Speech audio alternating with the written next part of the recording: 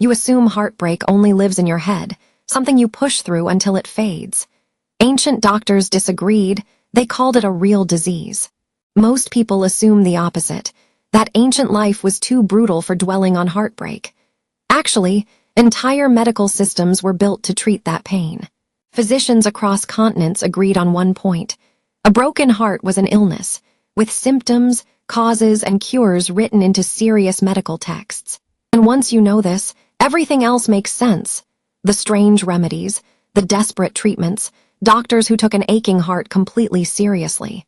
Kate has spent years collecting these cases and wants to walk you through civilizations that each built a cure for a heart nobody could repair. In ancient Greece, physicians trained under Hippocrates diagnosed lovesickness as a real bodily imbalance, something they believed could be measured and corrected like any illness. Here's the detail nobody expects. Greek doctors linked heartbreak to excess black bile, the same substance they blamed for melancholy and unexplained collapse. Treatment often meant bloodletting, strict diets, and long baths meant to drain the imbalance from the body, as though grief itself were fluid to remove. Imagine this: a grieving lover strapped to a treatment table, convinced by a physician that losing blood might loosen love's grip on an aching chest. In ancient Egypt, the heart carried even higher stakes, believed to be weighed after death against a feather to judge a person's moral life. Now consider what this really meant. A broken heart wasn't only painful, it was feared as something that could stain your entire afterlife judgment. Egyptian healers prescribed protective amulets and love spells, written on papyrus, meant to physically pull a wandering heart back toward loyalty and steady devotion. But that was not easy. Some spells demanded burning herbs at exact hours, trusting smoke and timing to repair something no doctor could touch.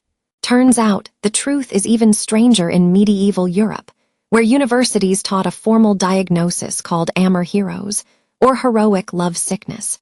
Symptoms reportedly included sunken eyes, irregular pulse, appetite loss, and obsessive thinking, all recorded seriously by physicians who treated lovesickness like any other fever.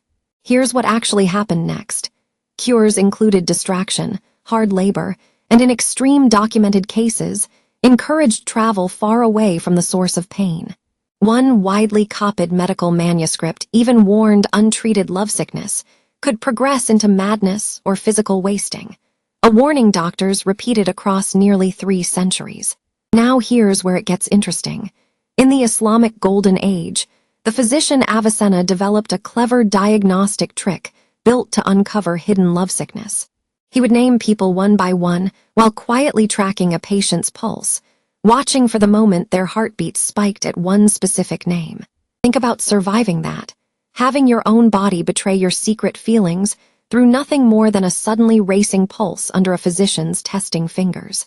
Once identified, the prescribed cure was often startlingly direct, reuniting the couple whenever possible, since Avicenna considered denied love a genuine medical emergency. But there's a catch worth noting in ancient China, where heartbreak was tied to qi, the body's vital energy believed to flow through the heart. Traditional physicians believed grief and longing could physically block or scatter qi, leading to insomnia, chest tightness, and a body vulnerable to further illness. This is where the story splits from the West. Treatment leaned on herbal formulas, acupuncture near the chest, and breathing meant to restore flow. Somewhere along the way, someone figured this out through careful observation, connecting a racing heart and shallow breath to something real happening beneath the skin. Here's the part historians still argue about. In Norse society, grief and heartbreak were expected to be worn openly, carved permanently into memorial stones. Sagas describe warriors and wives composing verses specifically about lost love, treating public mourning poetry as necessary, not shameful, and never something to hide. And this is where it gets uncomfortable.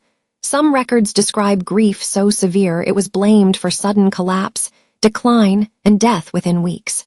Communities' response wasn't silence, but ritual, gathering to speak the dead lover's name aloud, believing spoken memory eased a weight modern grief still recognizes. Across every civilization on this journey, one detail stays identical. Physicians everywhere treated heartbreak as something the body suffered, never only the mind. But that's not the wild part, because modern cardiology has now confirmed something ancient physicians could never prove, only ever suspected through patient observation. Kate wants you to sit with this. Doctors today call it Takotsubo cardiomyopathy, broken heart syndrome, where sudden grief deforms the heart's left chamber. This condition can trigger real chest pain, dangerously irregular heart rhythm, and in some documented cases, genuine, sudden cardiac death nobody expected to see. Now consider this final piece. Ancient doctors were treating a real physical event the entire time. They simply lacked the tools to name it. Their bloodletting, their pulse tests, their herbal formulas for scattered chi were clumsy, yes, but they were reaching for something modern medicine only recently confirmed. Heartbreak was never imaginary weakness, something to simply shake off with time. It was always a measurable, physical strain on a real living heart.